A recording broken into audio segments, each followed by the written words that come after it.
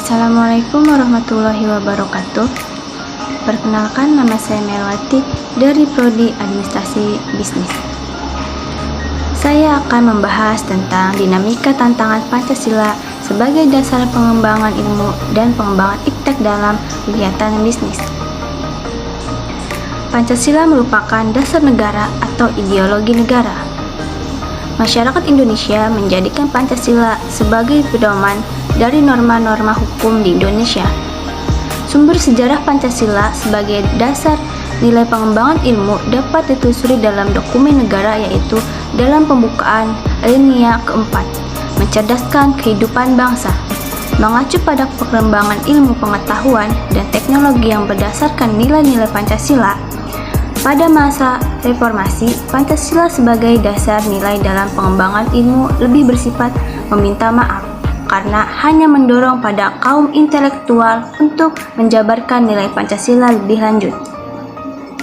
Pancasila sumber sosiologi sebagai dasar nilai dalam mengembangkan ilmu ditemukan pada sikap masyarakat yang sangat berdimensi dengan ketuhanan dan kemanusiaan. Pancasila sebagai dasar nilai pengembangan ilmu belum ditampilkan secara eksplisit oleh penyelenggara negara, baru mendapatkan perhatian yang lebih khusus oleh kaum intelektual. Perkembangan ilmu pengetahuan di Indonesia lebih berorientasi pada kebutuhan pasar. Hal ini menunjukkan adanya tentang Pancasila sebagai dasar pengembangan ilmu seperti kapitalisme yang menguasai perekonomian dunia, sehingga ruang untuk menerapkan nilai Pancasila sebagai dasar pengembangan ilmu menjadi terbatas. Jadi, setiap ilmu pengetahuan dan teknologi yang dikembangkan di Indonesia harus tidak bertentangan dengan nilai-nilai yang terkandung dalam Pancasila. Pasar bebas maupun dari negara perencanaan. Kedua transgresi yaitu meningkatkan derajat kemerdekaan manusia, kebebasan rohani untuk melawan dehumanisasi dan subhumanisasi manusia yang penanggalan dari teknologi dan ilmu pengetahuan. Dibutuhkannya Pancasila sebagai dasar nilai pengembangan ilmu pengetahuan, ilmu dan teknologi telah disebar di seluruh dunia. Tidak dikolaborasikan juga Indonesia. Sangat rawannya Indonesia akan pengaruh global yang akan terus berkembang. Alasan mengapa pentingnya Pancasila dijadikan dasar sebagai pengembangan ilmu. 1. Kerusakan lingkungan. Kerusakan yang ditimbulkan oleh iptek dengan alasan sebagai upaya membangun dan juga mengembangkan penggalian tambang yang semakin diperluas, kerusakan hutan yang akan diteruskan sebagai penanaman modal singa. Jika diizinkan terus, ini akan berimbas pada generasi-generasi selanjutnya. Mereka akan tinggal di daerah yang rawan akan bahaya sebagai akibat dari perusakan lingkungan yang dilakukan sebelum-sebelumnya. 2. Pancasila dijadikan sebagai pengontrol cara orang pikir masyarakat yang mulai merubah menjadi pragmatis akibat yang ditimbulkan oleh kecanggihan teknologi yang tersedia.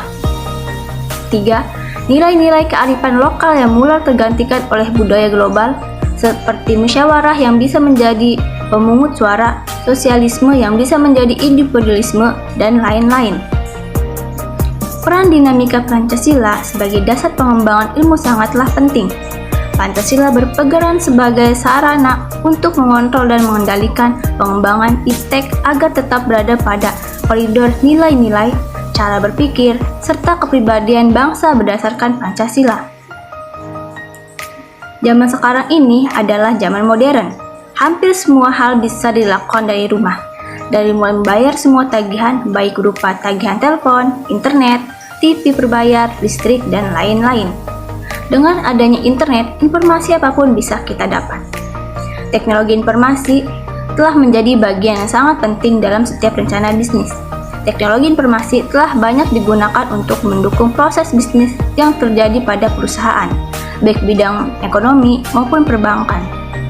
Kebutuhan efisiensi, waktu, dan biaya menyebabkan setiap pelaku bisnis merasa perlu menerapkan teknologi informasi dalam lingkungan kerja.